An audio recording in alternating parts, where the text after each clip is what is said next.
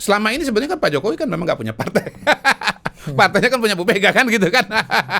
Nggak boleh semua partai politik masuk parlemen. Tapi nggak boleh. jangan-jangan Masuk kabinet nggak boleh. oposisinya adalah Jokowi. Dalam konteks ini ya. Iya. Bahwa bukan mustahil atau bisa saja 3 bulan, 4 bulan sebelum pelantikan Pak Prabowo akan terjadi reshuffle besar-besaran. Di mana PDI Perjuangan, dilepasnya Jokowi dan Gibran oleh PDI Perjuangan itu sebetulnya adalah mungkin peristiwa politik yang lebih penting dari peristiwa Pilpres kemarin.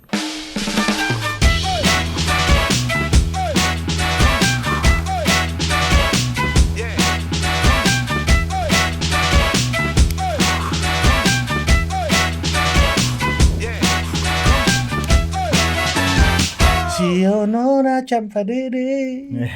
Mari rapat kemari. Lu nambah 10 detik lagi kita kena Kita udah bersama siapa nih? Itu opening. TTP. TTP. Ya, siapa? Tawa-tawa polarisasi.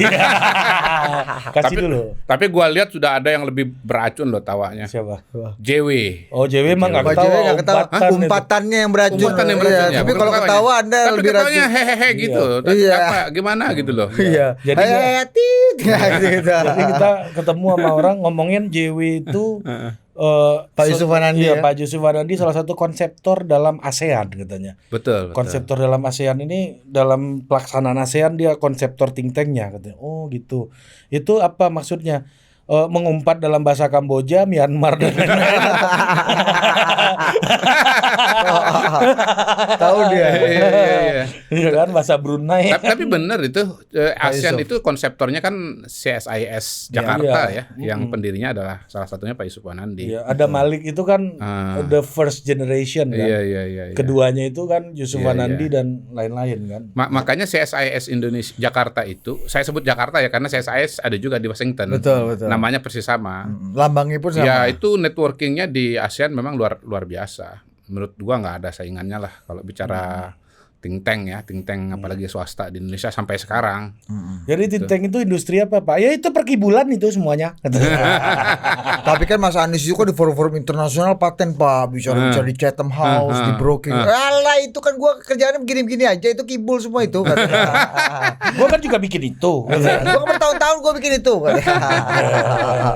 Gimana Mr. Q? Iya. Apakah akan mungkin berubah nih perkibulan ini kan? Iya, termasuk Pak Jokowi dan Mas Gibran akhirnya lepas dari PDIP itu perkibulan aja atau itu serius perkibulan banget atau kibulan apa serius tuh? itu langkah politik paling menurut gua itu apa ya kalau kita bicara peristiwa-peristiwa yang membentuk masa depan ya.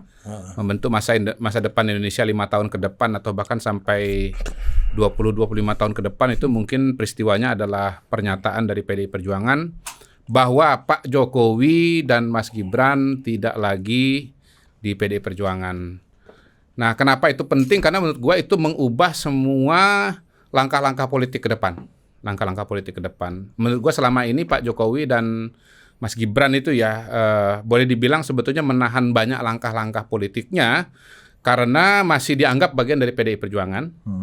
Dan pihak-pihak yang lain juga belum melakukan langkah-langkah politik karena masih melihat Pak Jokowi dan Mas Gibran sebagai PDI Perjuangan. Tapi dengan dilepas begini, menurut gua konstelasinya sudah sangat berubah. Dan kita sudah lihat bagaimana cepat banget ya Partai Golkar langsung merespon dengan mengatakan bahwa Jokowi dan Gibran adalah keluarga besar dari Partai Golkar. Oh, Pak Erlangga yang ngomong ya? Pak Erlangga yang ngomong. Itu kan videonya beredar.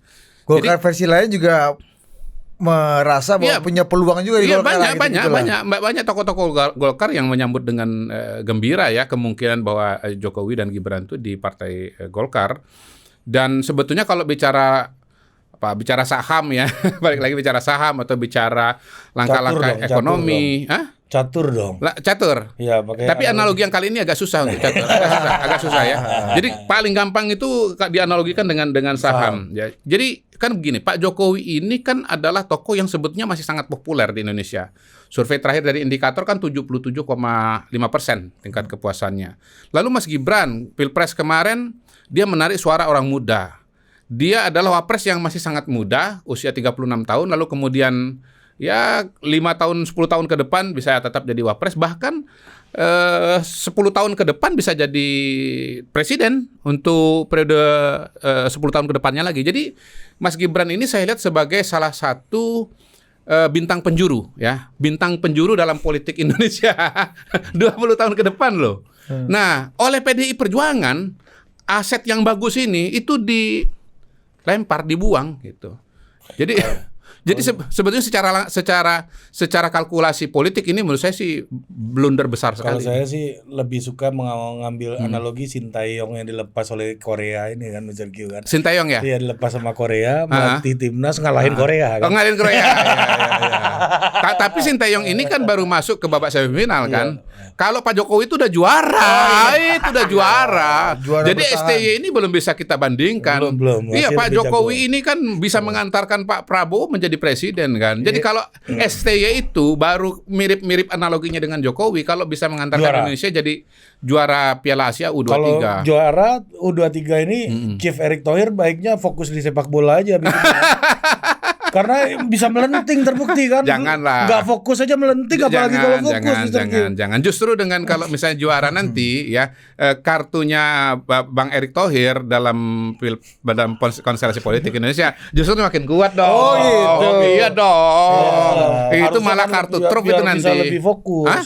Lebih fokus di situ. Pak Erick ini adalah tokoh yang multitasking. Oh, multitasking ya. Justru orang kayak makin banyak kerjaan makin ter-challenge betul, ya. Betul, Oh, betul. gitu. Pada dasarnya setiap Menteri BUMN itu harus multitasking. Tapi pernah coba- suatu ketika ini cerita nih. Saya pernah suatu ketika datang ke Menteri BUMN, bukan Pak Erick Thohir ya, menteri yang lain gitu. Nah di ruangannya itu, mejanya itu penuh, nggak ada satupun tempat yang tersisa itu dengan semacam prospektus atau lembaran-lembaran dokumen gitu. Oh. Ya karena waktu itu kan BUMN ada berapa ratus itu. Iya. Jadi bayangkan aja tiap BUMN itu disusun, meja itu penuh.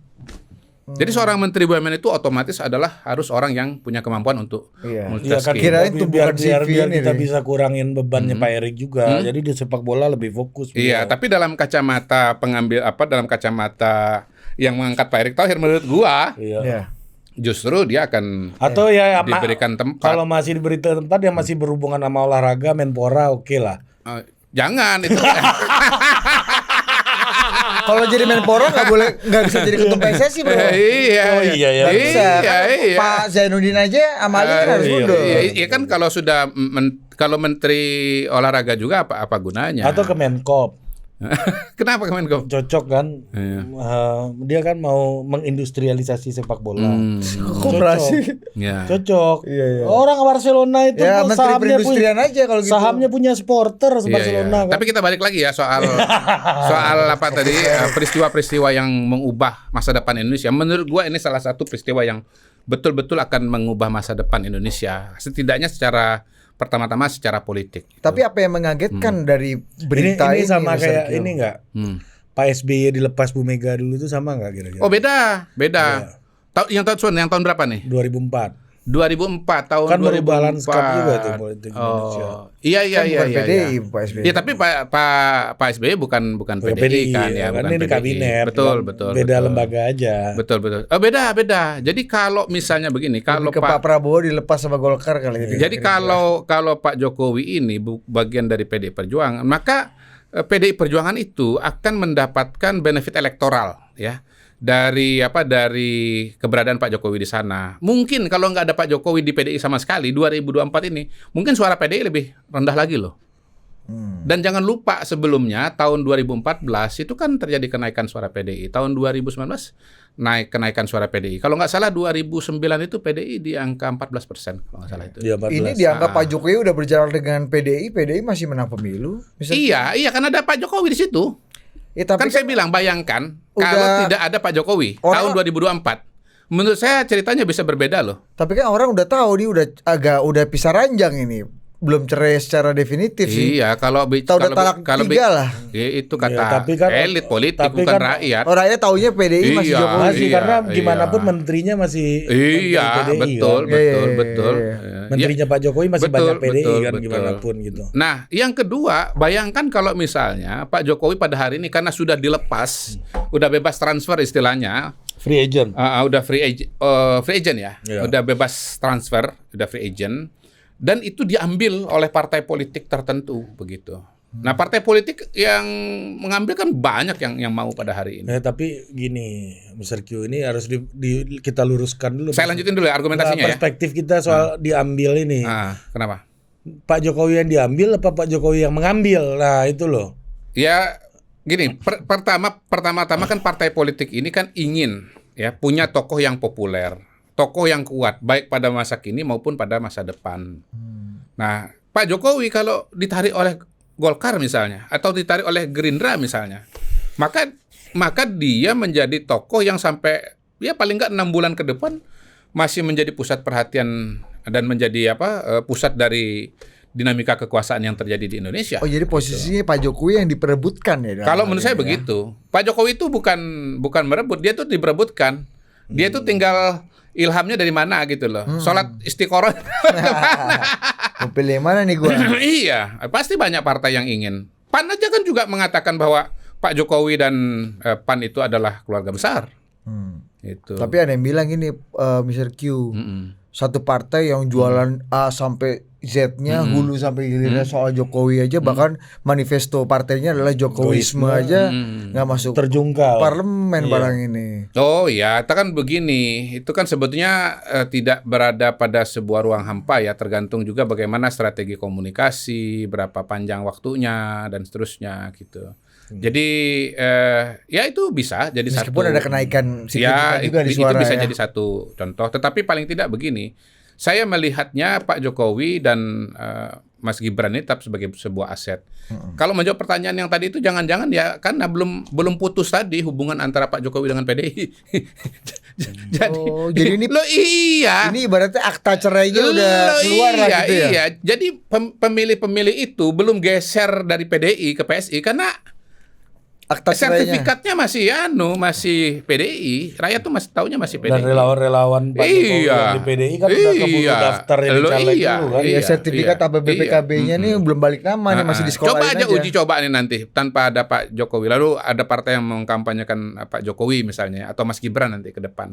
Mungkin ceritanya agak lain tuh. Ya tapi kan setiap orang ada masanya, setiap masa ada orangnya. Iya. Apakah relevansi Pak Jokowi akan tetap Gini ya, kalau bicara gitu? partai politik ya, paling tidak begini. Pertama, Pak Jokowi adalah tokoh yang sangat populer di masyarakat dengan popularitas yang selama ini luar biasa. Sehingga kita juga bisa berasumsi bahwa popularitasnya itu sedikit banyak akan punya daya tahan yang panjang. Itu yang pertama. Tapi yang kedua, menurut saya kelebihan Pak Jokowi yang paling hebat itu adalah bahwa daya jelajahnya itu di masyarakat itu sangat tinggi, itu sangat kuat itu. Nah, Partai Golkar ya misalnya ya, Partai Golkar itu sudah berganti kepemimpinan beberapa kali, tetapi saya belum ketemu seperti yang Bang Akbar Tanjung. Belusukan Belum, ke ya. grassroots. Itu Bang Akbar Tanjung itu daya jelajahnya ke daerah-daerah itu luar biasa. Pak JK nggak kayak gitu? Menurut saya enggak. Menurut saya enggak. Ya. Pokoknya setelah Pak Akbar Tanjung belum ada yang seperti beliau lagi. Nah, kalau ada Pak Jokowi di sana, maka bisa jadi bahkan Bang Akbar Tanjung pun bisa dilewatin. Gitu. Iya. Karena kalau menurut saya ya, penglihatan saya, Bang Akbar itu dulu rajinnya itu dan kuatnya itu kalau dia datang ke pengurus. Kalau ke masyarakat nggak begitu. Dan saya pernah dapat satu cerita ya bagaimana Bang Akbar itu agak sering mengajak Bang Ruhut Sitompul pada waktu itu. Karena Bang Ruhut itu dia memancing antusiasme rakyat. Lagi top. Bang Poltak ya, lagi top-topnya tuh. Dengan Sinetron Gerhana. iya, Ya, dan dicat rambut kuning ini kan. julukan Bang Poltak Raja Minyak itu kan. Yang dari Medan. Nah, ini Bang kan. Akbar itu membutuhkan figur Vote pendongkrak, getters gitu ya. vote getters kayak siapa? Bang Ruhut. Poltak atau Bang Ruhut untuk menarik crowd. Kalau ini nggak perlu ya. Nggak perlu, dia sendiri lebih populer daripada Bang Poltak. Energi banyak. Ya. Popularity vote Ya. getter lengkap. Jadi Betul, manunggaling nih. betul. Buy Bang one, get Bang one. Luhut pengalaman Bang Ruhut dengan Bang Akbar itu diduplikasi oleh Pak Hadi Utomo. Dan Demokrat. Waktu Pak Hadi terpilih jadi ketua umum, ya beliau juga bukan figur yang populer ya, bahkan jauh di bawah Bang Akbar kan popularitasnya. Itu dia jurusnya ajak Ruhut kemana-mana. Turun dari Iya. Iya. Barang sama bos. Iya. Canggih nih barangnya. Iya. Baru tante. Udah kumpul orang kan. Dia cerita kemarin di sini, Bang. Kan begini, kalau Pak Hadi ketua umum gitu ya datang ke satu daerah, lalu masyarakat itu diem gitu, anyep, siapa orangnya? Kan garing banget, Bos. Ruhut tuh fungsinya itu. Sebelum ada influencer zaman sekarang, sebelum ada Raffi Ahmad, belum. ada Nah, pendahulunya itu kakek moyangnya nama Ruth Sitompul. The origin of influencer itu Sitompul. Namanya Ruth Sitompul itu. Udah kemarin kesini dia. Iya. Mending aku tante. Itu gitu dia. ya kan. Nah, kalau Pak Jokowi nggak perlu kayak begitu. Dirinya sendiri adalah magnet. Orang udah kumpul. Itu dia. Jadi menurut saya Iya, Pak Jokowi ini masih akan sangat-sangat menarik. Ya termasuk Mas Gibran kan. Mas Gibran juga Pilpres kan dikenal banyak orang dan mendapatkan sambutan. Apalagi nanti jadi wapres, punya aura kepemimpinan nasional. Sepaket nggak nanti? Hah? Mas Gibran sama Pak Nggak tahu. Ini nanti tergantung partai politik kan Tapi kan akan gini, melakukan apa dan mengambil langkah-langkah apa. Mr. Q, tapi kan gini, kenapa Pak Jokowi jadi magnet? Karena memang the presidency institution gitu ya. Presidential institution. Ya, itu presidential institution itu kan memang punya kekuatan to convince gitu. Oh iya. Nah, ya kan kalau hari ini kan kalau Pak Jokowi udah bukan presiden lagi kan dia nggak punya, belum agak tentu beda tuh punya malah. kekuatan to convince gitu. Menurut gua kemampuan Pak Jokowi bersirkus itu lu mau presiden. Sekarang lihat saya Nuhun Sewu dengan sangat segala hormat. Kiai Ma'ruf Amin wakil presiden dengan perangkat yang mungkin agak-agak mirip, dapat gak hype-nya? Nggak ada ya? nggak bisa juga mengkonversi hal yang sama gitu. Iya. Menurut saya Pak Jokowi itu punya bakat yang luar biasa di sana. Dan gue ingat waktu dia gubernur Jakarta ya, dia praktis nggak pernah pasang baliho gitu, billboard seperti yang dilakukan oleh Fauzi Bowo. Tetapi justru popularitasnya melejit dengan cara yang sangat luar biasa gitu. Iya. bukan cuma di Jakarta, tapi seluruh Indonesia, menembus pelosok-pelosok Indonesia. Saya ingat waktu itu ketemu dengan Pak Abdul Ghani Kasuba, dia gubernur atau calon gubernur pada waktu itu, dia menyebut dirinya sebagai Jokowinya Maluku Utara. Kenapa dia menyebut begitu? Karena kalau dia berkunjung ke pulau-pulau, Halmahera Utara kan pulau-pulau, itu dia ketemu orang di daerah di pelosok-pelosok itu, Jokowi gitu. Jadi melihat itu dia membahasakan dirinya dia sebagai Jokowinya Maluku Utara gitu. Ini cerita pribadi ya gitu. Jadi saya pun sama dengan Budi bahwa Pak Jokowi itu akan tetap bisa memaintain popularitasnya menurut saya, walaupun dia sudah bukan presiden lagi. Gitu. Mungkin nggak spesial amat, tapi dalam konteks lawannya Pak Jokowi dalam konteks yang sama itu nggak ada yang lain. Iya. Compare-nya Pak Erlangga apakah bisa, Pak Zul apakah oke, Caimin apakah punya level yang sama? Ya, kalaupun misalnya tidak, kita anggap aja ini eksperimen politik yang menarik ya. Eksperimen politik yang menarik ya. Kita saksikan nih, nanti misalnya tahun depan atau 2 tahun lagi, Pak Jokowi itu akan tetap populer nggak seperti dia sekarang ini? Nah ini ya itu pertanyaan fundamental, karena kalau kita baca studi-studi Indonesia gitu misalnya ya, kayak Benedict Anderson gitu kan menggunakan metafor kekuasaan di Jawa itu seperti cahaya gitu. Iya. Ya kan, makin ke pinggir makin redup, makin dekat makin terang gitu. Dikerumuni ya. Ya, dan ini cahayanya udah nggak di Pak Jokowi lagi, pulungnya udah ke Pak Prabowo gitu. Iya, itu kan konsep kekuasaan Jawa kan. Jadi the idea of power in Japanese culture itu lengkapnya, Bos. Iya. Nah, power and language. Itu cara beliau membaca kekuasaan dalam konteks budaya Jawa, kultur Jawa. Apakah memang power itu berfungsi dengan cara konsep Jawa itu atau tidak gitu, atau kemudian dulu mungkin seperti itu, sekarang masih seperti itu atau tidak, itu kan kita nggak tahu. Jangan-jangan yang berlaku sekarang ini adalah konsep kekuasaan modern gitu. Konsep-konsep karisma, konsep-konsep komunikasi, konsep-konsep yang sebetulnya tidak harus pakai kacamata kebudayaan Jawa gitu. Sebetulnya konsep kekuasaan Jawa yang paling unik dibandingkan dengan konsep kekuasaan luar itu ya, selain bahwa itu dari atas bukan dari bawah kan. Tapi semua konsep kekuasaan zaman dulu begitu, dari Tuhan, bukan dari rakyat. Itu nggak khas Jawa ya. sebetulnya yang khas dari konsep kekuasaan Jawa itu adalah kalau kita balik lagi ke belakang Ben Anderson, konsep kekuasaan itu harus bulat, nggak boleh lonjong gitu. Makanya di zaman Pak Harto itu semuanya itu nggak boleh Nggak ada dissenting opinion ya. nggak boleh ada dissenting, nggak boleh ya organisasi misalnya cuma tunggal. Mandala. Organisasi wartawan cuma satu, nggak boleh lebih dari satu. Iya. Organisasi buruh cuma satu. Kekuasaan tuh harus bulat, nggak boleh ada lonjong-lonjongnya. Nah kalau kita bicara demokrasi, sorry, di akhir buku si Benedict Anderson bilang and the power is titik. Penutupan bukunya itu coba lu baca. The power is kata. By the way, bagi yang mau tahu pemikiran Benedict Anderson secara utuh ya, kan dia nulis macam-macam.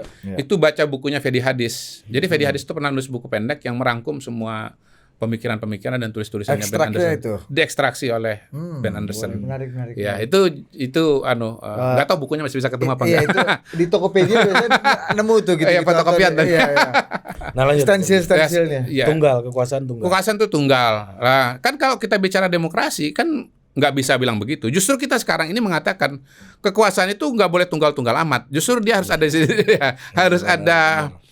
dissentingnya. Justru dia harus ada oposisinya. Dia harus ada bedanya gitu.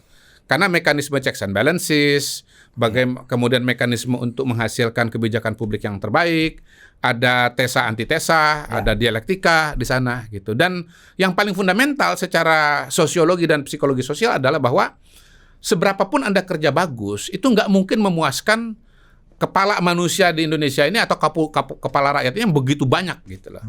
Jadi tetap yang namanya oposisi itu harus ada di lembaga-lembaga formal seperti DPR. Nggak boleh semua partai politik masuk parlemen. Tapi jangan-jangan masuk kabinet nggak boleh. Oposisinya adalah Jokowi. Dalam konteks ini ya. Iya, karena kalau kita baca misalnya ya, ini gue ingat lagi nih pelajaran dari kawan kita di psikologi UI ini namanya Prof Aten ini kan. Bagus Takwin ya kan. Padekan ini nama lengkapnya di kampus Sokraten. Bicara soal Plesetan Sokrates. Karena hobi filsafat. Pemikiran Jacques Lacan ini dulu kan bahwa kekuasaan itu selalu ada cerminnya ini kan. Jadi yang menjadi cerminnya ini yang kontrol kekuasaan ini nih gitu. Jangan-jangan Pak Prabowo akan menjadikan Pak Jokowi itu sebagai kecermin dia kalau dia. Enggak. Kalau gua ngelihatnya Pak Jokowi akan sebagai tandem.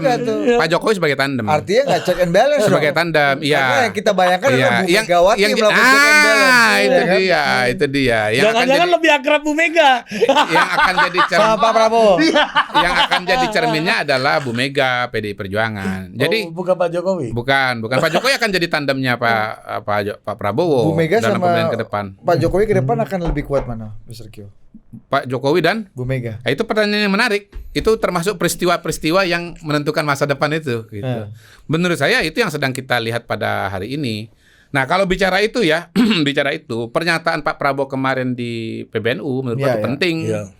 Karena dia dengan tegas mengatakan bahwa ya satu melanjutkan Pak Jokowi, yang kedua dia dulu minta restu dan dukungan dari Pak Jokowi ketika mau maju, dan pernyataan beliau terus kemudian sekarang ini panggilannya sudah Mas Bowo bukan Menhan lagi, diberikan dukungan yang luar biasa sampai sekarang untuk menyiapkan pemerintahan yang akan datang sehingga tidak sempat ada vakum. Menurut gue itu penegasan dari Pak Prabowo ya bahwa kalau harus memilih antara Pak Jokowi dengan Bu Mega, dia pilih Pak Jokowi gitu. Tapi ini ya Mr. Q ya, saya mau mengambil analogi yang lain nih. Ini ingat nggak dulu waktu pelatih paling sukses Manchester United siapa? Sir Alex. Nah, Sir Alex Ferguson ya kan. Ketika David Moyes itu di pinggir lapangan udah jadi pelatih sebagai rezim keberlanjutannya Sir Alex gitu. Dia itu selalu stres, Bos. Karena di tribun ada Sir Alex. Oh gitu. Dia selalu ada di bawah wayang-wayang Sir Alex. Itulah salah Sir Alex milih Moyes yang mentalnya belum kuat. Mentalitatnya kurang ya. Tapi siapa mentalitatnya setara sama? Ya selevel Louis van Gaal langsung misalnya. Atau Mourinho ya. Salah pilih orang menurut gua. Gini siapapun, cara melihatnya bukan begitu. Cara melihatnya siapapun pengganti Sir Alex pasti akan di tongkrongan Sir Alex. Iya kan? Ya karena Sir Alex memang penggemar Manchester United ya dia forever ada di tribun gitu, nggak mungkin enggak. Betul, itu kalau memulai untuk bikin gelombang. Tapi kan dia kan nggak cawe-cawe, dia. Iya, dia cuma lihat aja. nggak perlu cawe-cawe. Levelan Sir Alex tatapan matanya udah getar orang. Iya, berarti itu saya setuju sama Moyesnya yang salah, nggak cukup kuat mental. Ini apakah Pak Prabowo akan dimoyeskan nih? Enggak. Nah, tergantung Moyesnya mentalitasnya nggak kuat. Itu insinuatif itu. Coba. Sebagai kayak gini kalau gua apa yang mau beda. Jadi cara melihatnya bukan begitu. Kalau ini bicara Manchester United, maka kemudian Sir Alex itu akan bersama-sama dengan nggak enak David Moyes, nanti Pak Prabowo dianggap David Moyes lagi. Dianggap gagal lagi. Kasih analogi yang lain. Iya, apa dong? Anda kan ngasih itu tadi soalnya, makanya susah. Ya, tapi kan intinya bareng-bareng. Intinya bareng-bareng menemani mengawal Pak Prabowo. Membantu Pak Prabowo. Pak Prabowo ya presiden gitu loh. Jadi bagaimana Pak Jokowi perannya nanti ya kembali kepada Pak Prabowo gitu. Tetapi menurut gue ini penting juga pernyataan di PBNU kemarin termasuk kategori peristiwa-peristiwa yang menentukan masa depan, karena pada hari ini kan ada perdebatan apakah Pak Prabowo akan memilih Bu Mega atau memilih Pak Jokowi. Kalau menurut saya kemarin itu penegasan ya, terutama dalam konteks bahwa ini kan sudah ditetapkan oleh keputusan MK, sudah selesai, sudah ditetapkan oleh KPU bahwa pemenangnya adalah Prabowo Gibran, menuju konsolidasi pemerintahan yang akan datang. Dia jelas-jelas saya bersama dengan Pak Jokowi gitu loh. Dan kita tahu juga bahwa Bu Mega pun tidak mau ketemu dengan Pak Prabowo kalau masih istilahnya ada Pak Jokowi kan di situ kan gitu. Itu. Jadi pertemuannya pun juga memang sudah lama tidak terjadi, mungkin setahun setengah barangkali sudah nggak ketemu gitu. Jadi sebenarnya secara alami buat Pak Prabowo itu ya mudah juga memilih bersama dengan Pak Jokowi. Meskipun Pak Jokowi tidak punya konversi dukungan kursi di parlemen kan. Kalau menurut saya sih konversinya Pak Jokowi kan persepsi kan. Iya, tapi kan pertama kan begini, Pak Jokowi kan masih punya dukungan masyarakat, dukungan relawan dan seterusnya. Itu satu tuh, penting tuh. Nah, yang selama ini sebenarnya kan Pak Jokowi kan memang nggak punya partai. Partainya kan punya Bu Mega kan gitu kan. Nyatanya kuat-kuat aja gitu. Nah, yang kedua ya tadi kita kembali kepada diskusi di depan, makanya gua sebut dilepasnya Jokowi dan Gibran oleh PD Perjuangan itu sebetulnya adalah mungkin peristiwa politik yang lebih penting dari peristiwa Pilpres kemarin. Iya, lebih penting dari peristiwa Pilpres kemarin. Gila Mr. Q. Iya kenapa? Karena kemarin Pak Jokowi dan Mas Gibran itu tidak dinyatakan sebagai bukan PDI lagi. Langkahnya itu masih sangat terbatas, tapi setelah ini begitu sudah dinyatakan dilepas, ini publik udah ngelihat yang melepas ini PDI Perjuangan gitu loh. Makanya partai politik lain ini sekarang membuka pintu untuk Pak Jokowi. Gitu. Oh bukan Pak Jokowinya yang resign ya? Yang melepas PDI Perjuangan, saya ulang, yang melepas PDI Perjuangan. Kemudian partai politik lain sudah menyambut. Ada Golkar, ada PAN. Kalau Gerindra nggak usah diomongin, Gerindra kan dari jauh-jauh hari udah istilahnya membuka ruang kemungkinan bagi Mas Gibran misalnya. Tapi kan hitungannya sebenarnya Mas Q ya. Secara di jure kan belum beres. Maksudku nggak ada kita melihat bukti surat dari ketum dan sekjen bahwa Pak Jokowi dan itu loh kan pada hari ini udah nggak perlu lagi. Justru ini lebih penting karena apa? Ini pernyataan publik. Pernyataan publik yang kemudian ini akan beredar ke masyarakat. Jadi kenapa nggak diperkuat dengan surat-suratan yang kan sering banget tuh kalau kita lihat Mas Hasto. Saya pinjam pernyataan Pak JW, tanya Bu Mega atau tanya Mas Hasto. Gitu. Jadi per hari ini ya kalau kita lihat ya Pak Prabowo bersama dengan Pak Jokowi, lalu partai-partai yang sudah masuk itu kan ada PKB, ada Nasdem. Ya. Itu sudah lebih dari 70%, 72 atau 73%. Jadi menurut gua sih puzzle-nya ini udah mulai terbentuk, udah mulai mengerucut pemerintahannya ke depan. Pilar-pilarnya itu sudah ketahuan, selain Koalisi Indonesia Maju di situ ada Nasdem dan ada PKB. Gitu. Dan sementara ini kelihatannya yang bisa dipastikan berada di luar adalah PDI Perjuangan gitu. Ya pernyataan-pernyataan yang muncul tapi terutama menurut gua ya kita lihat Mas Hasto lah ya. Sampai hari ini Mas Hasto kan masih keliling terus dengan pernyataan-pernyataannya yang intinya kontra dengan Pak Jokowi. Dan itu bisa dimaknai sebagai bahwa PDI Perjuangan akan berada di luar pemerintahan. Mungkin gongnya kemarin menurut gua adalah ketika Mas Ganjar juga mengatakan kalau lihat dari gejala-gejalanya gitu ya atau tanda-tandanya, saya lupa kalimat persisnya, bahwa ya PDI Perjuangan ini kelihatannya akan berada di luar pemerintahan. Jadi peristiwa berikutnya yang menentukan masa depan Indonesia adalah PDI Perjuangan akan menjadi partai oposisi pada tahun 2024. Itu sebagai konsekuensi dari pemecatan Jokowi dalam tanda kutip ya. Ya bisa satu sisi ya, dua sisi dari satu peristiwa gitu. Jadi itu juga dipecatnya Jokowi atau diberhentikannya Jokowi, dilepasnya Jokowi dan Gibran itu dari PDI Perjuangan itu sebagai sebuah sisi lain, penanda lain bahwa PDI Perjuangan akan berada di luar pemerintahan. Karena apa? Karena pemerintahan Pak Prabowo jelas-jelas dideklarasikan oleh Prabowo sebagai keberlanjutan dari pemerintahan Pak Jokowi. Pak Prabowo dan Pak Jokowi itu satu tubuh lah gitu ya. Dan karena itu ya mungkin saya akan masuk kepada kemungkinan politik berikutnya gitu, yang belum banyak dibahas, bahwa bukan mustahil atau bisa saja 3 bulan 4 bulan sebelum pelantikan Pak Prabowo akan terjadi reshuffle besar-besaran, di mana PDI Perjuangan akan keluar semua dan digantikan dengan orang-orang yang berpotensi untuk menjadi menterinya menterinya Prabowo Gibran 5 tahun ke depan. Ya? Buat magang ya. Ya iya, sebagai sebuah proses, katakanlah percobaan atau probation. Ini bisa karena ini secara resmi ya perceraian ini, artinya ya barang-barang lu udah mulai keluar dong. Iya kan saya udah dikeluarin ya, berarti ya konsekuensinya Anda harus angkat kaki dong dari rumah ini. Gue belum dengar bagian ini. Nah gini, perbedaan antara itu mungkin nggak Mr. Q? Maksudku gini, seberapa mungkin kan waktu kemarin pisah ranjang aja orang udah bilang lu tarik menteri dong, atau lu sebagai konsekuensi lu beda ya lu tarik menteri. Kan enggak, kita kan masih nanu. Sekarang ini masih ada Pak Prabowo, Pak Jokowi pun belum lepas kan, karena dia kan nggak anggap keluar. Tapi begitu sekarang dia dinyatakan sudah dilepas, apa sulitnya untuk mengeluarkan PDI Perjuangan dari kabinet? Apalagi PDI Perjuangan sendiri juga sudah memberikan sekian banyak sinyal dan tanda-tanda bahwa dia akan berada di luar pemerintahan 5 tahun ke depan. Lalu ada kebutuhan untuk memfasilitasi Pak Prabowo dan Mas Gibran agar pemerintahannya itu semenjak hari pertama sudah langsung bekerja pada format yang sesungguhnya. Gitu. Nah, saya ingatkan bahwa pemerintahan Jokowi Prabowo ini barang baru. Ini sangat berbeda dengan transisi kekuasaan yang pernah terjadi sebelumnya.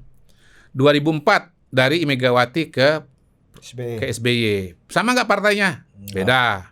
Hubungannya bagus atau jelek? Jelek, ya kan? Nggak terjadi tuh proses transisi. Tidak dimungkinkan proses transisi yang kayak begini tuh nggak mungkin. Ini gini dia, nggak mungkin kayak begini. Nggak mungkin proses transisi yang align tuh nggak mungkin.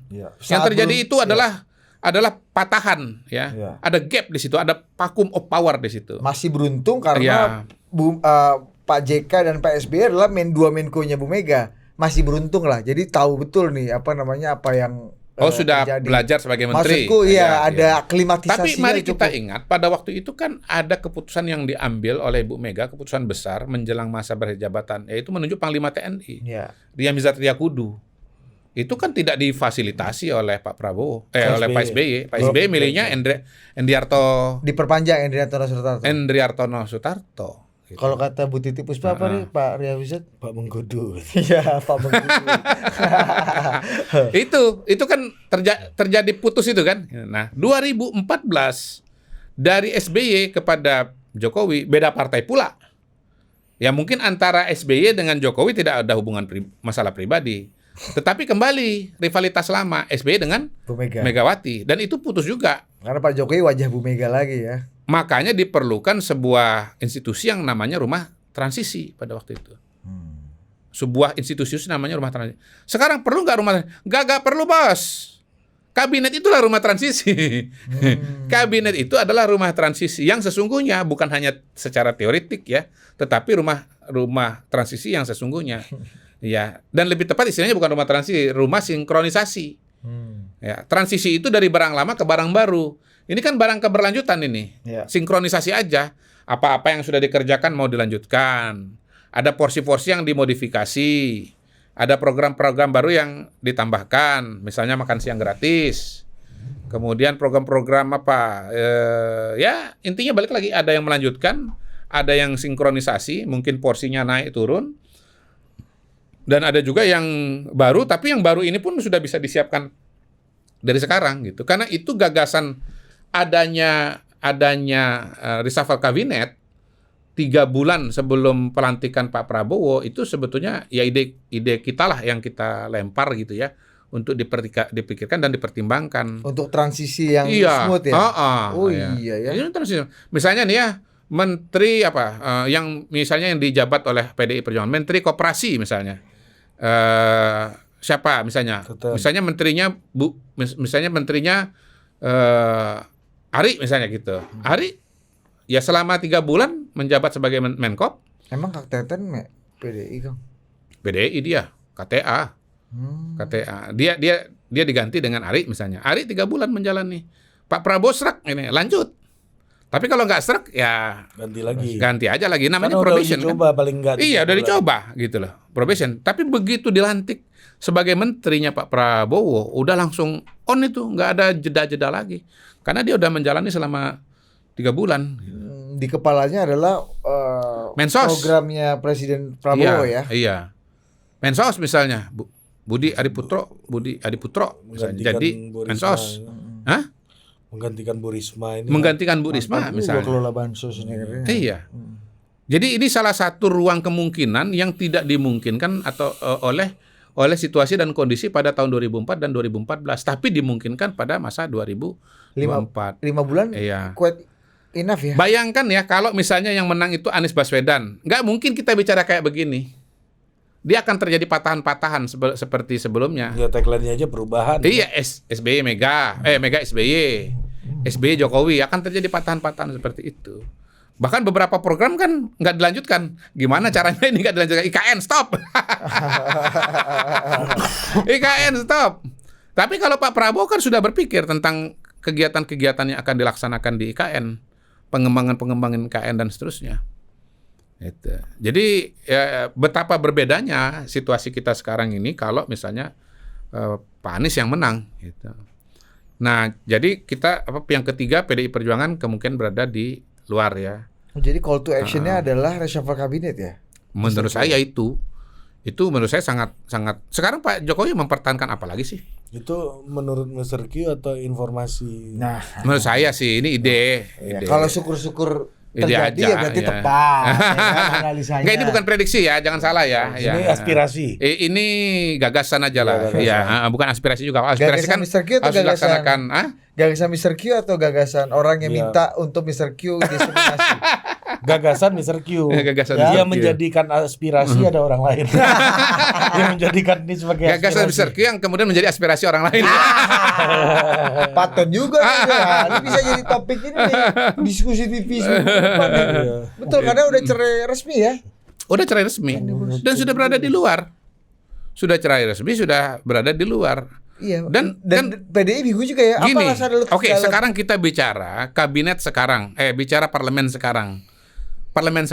Sekarang kan kita bicara partai politik, Nasdem sudah balik, PKB sudah balik. Iya, Metro TV pun sudah berubah nadanya. Sesama bis kota dilarang mengomentari kalau MNC udah balik belum?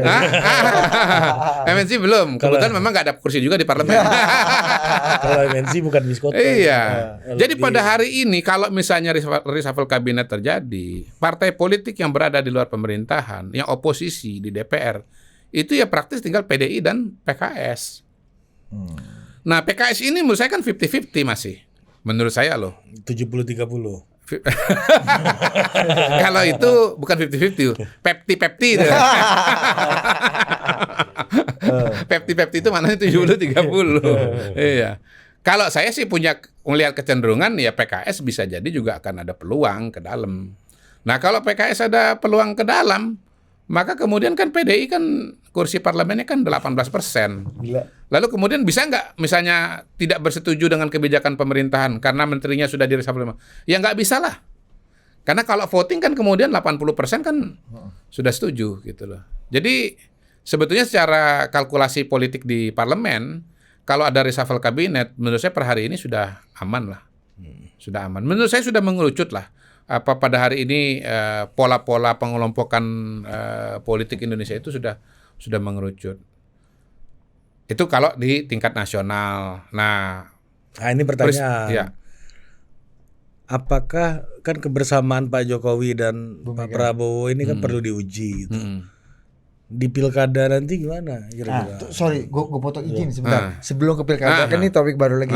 Apa konsekuensinya jika Pak Jokowi menghiraukan faktor-faktor yang tadi Mr. Q katakan, bahwa sudah dicerai tapi masih ada di dalam, Pak Jokowi tidak mengenforce apa-apa. Kalau nunggu PDI mundur kan belum tentu PDI mundur.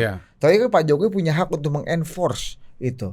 Apa gambarannya, akibatnya kalau status quo ini tetap berjalan? Saya kira diskusi dengan Pak Prabowo itu intens nanti untuk membicarakan ruang-ruang kemungkinan ke depan. Jadi langkah-langkah politik yang akan terjadi ke depan ini akan sangat ditentukan oleh pemikiran-pemikiran masa depan. Akan seperti apa situasi dan kondisinya. Kalau misalnya Pak Prabowo misalnya udah yakin bahwa PDI Perjuangan memang di luar. Saya memang nggak bisa ketemu dengan Bu Mega. Ya udah reshuffle aja. Itu gagasan di total politik menarik juga ya. Saya uji coba aja tuh menteri-menteri saya beberapa ya masuk ke dalam kabinet yang ditinggalkan oleh PDI. Pak bagus Pak, kejadian lah. Iya, pada hari ini dua orang ini pasti diskusinya udah intens. Iya. Menteri-menteri yang ada dalam sekarang yang mau lanjut lagi ya. Aduh kawan nih masuk. Iya. Sekarang menteri-menteri yang lain kan baik-baik sama Pak Prabowo semua kan. Ini presiden berikut.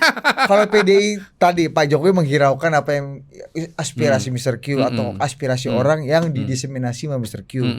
Apa akibatnya Mr. Q? Tetap PDI di dalam, Pak Jokowi hubungan makin memburuk. Iya nggak apa-apa juga sebetulnya. Nggak apa-apa juga sebetulnya. Oke aja. Karena toh dengan sendirinya akan berakhir kan. Status quo. Iya.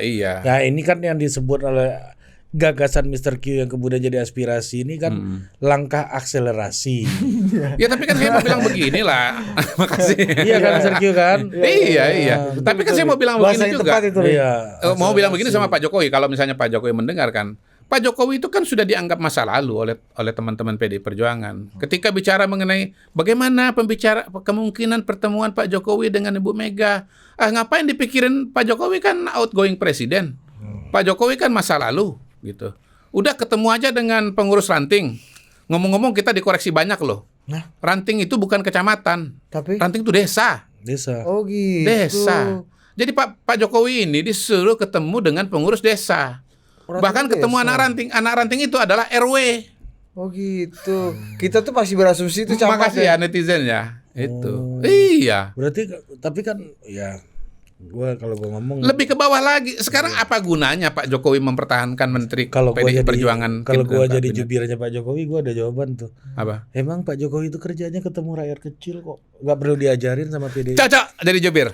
Cocok juga. Cocok jadi jubir. Kalau pakai bahasa animal larangan coba dengan gitu pakai bahasa animal larangan. Memang Pak Jokowi itu memang kerjanya bertemu dengan rakyat kecil. Tidak perlu lagi diajar-ajar. Sebentar. Sama seperti tolong kumisnya goyang-goyang. Sama seperti Tum Ahaye. Kalau gua jadi Tum Ahaye juga sekarang belusukan terus loh. Tum Ahaye kalau lihat. Oke Pak Prabowo, saya mengusulkan dua orang jubir yang sangat kompeten dan kompak dan saling melengkapi, yaitu Budi dan Ari. Salah Pak. Kalau di dua jubir saling bantah sendiri. Kapan Tuan Bo ngomong gitu sama lu? Kelain. Itu kan salah nangkep aja Dinda. Di wawancara wartawan gue berdua kan. Ini gerakan tambahan deh. Kapan Tuan Bo ngomong? Bisa saling. Terus teman-teman wartawan bilang, "Wih, bukan total politik lu tuh jubir udah jubir." Tapi menarik di simulasinya nih. Menarik di simulasinya. Lanjut. Itu nggak ada masalah buat Pak Jokowi. Mungkin elit partai PDI lah yang jarang ketemu dengan anak ranting sekarang. Kepada Pak Jokowi setiap hari. Bagus. Ya kan? Itu lebih mirip. Begitu Dinda. Nah kebetulan Clear. Cetak. Kebetulan kan kosong ya. Jubir lagi kosong kan. Jubir lagi kosong. Ya udah dicoba aja. Ada teman kita. Siapa? Yang mulia Valdo Maldini. Iya. Iya. Jubir Mensesnek. Jubir at interim. Enggak pernah disebut sebagai jubir, enggak pernah. Jubir Ayo de facto. kapan coba? Pernah enggak disebut kasih jubir? Jubir Enggak de pernah. facto dia. Enggak pernah. Staf khusus Mensesnek bidang Staf khusus komunikasi. staf khusus Yang Mensesnek. menjadi jubir de facto Belum. presiden. Iya benar. Karena saya adalah wajah, mulut dan telinga Enggak, presiden. dia Itu bukan ngabalin, jubir, itu jubir ngabalin. presiden dia bukan. Bukan. Faldo tuh jubir kekuasaan. Udah balik lagi Enggak dia gini. ke line up sekarang. Valdo Tadi akan dia nelfon saya pagi. Oh, gue diminta balik lagi nih ke Mensesnek. Wah mantap, masuk line up kekuasaan lagi kawan. Iya, iya. Kalau menurut gua sih Valdo nanti kepala daerah nanti. Kepala daerah. Silakan yang mau Ya udah ya. Faldo juga. sumbang. Kalau yakin menang lanjut. Iya. Kalau kalah lagi jangan. Coba lanjut lagi. Tapi kan Pak Prabowo punya jubir namanya. Daniel Anzar. Kalau Itu bisa jubir bukan jubir, kalau Daniel Anzar bukan jubir Kemenhan, jubir Prabowo. Menhan. Jubir Jubir Prabowo. Menhan. Jubir Prabowo. Kalau setahu saya dia jubir Prabowo. Oh, jubir Menhan. Iya, saya mengusulkan Pak Daniel diberikan tantangan yang berbeda, yang lain gitu. Misalnya? Kan sudah cukup lama. Iya, Hah? Menteri Misalnya? Pendidikan Ya, gitu kan. apalah terserah kepada Pak. Jatah Muhammadiyah dong. Iya, Kan dia Muhammadiyah kan. Iya, yang jelas Daniel itu kan salah satu wajah dan representasi dari Muhammadiyah Iya, di Muhammadiyah politik dia. pada hari ini. Daripada harus asimilasi lagi di Iya. Pak Prabowo, ini udah barang ini udah jalan. Iya. Ini betul. Daniel itu adalah perwakilan Muhammadiyah di Betul. Prabowo dan perwakilan Prabowo di Muhammadiyah. Betul, kan? betul, Kan? betul, ya. Itu Dassault Rafah.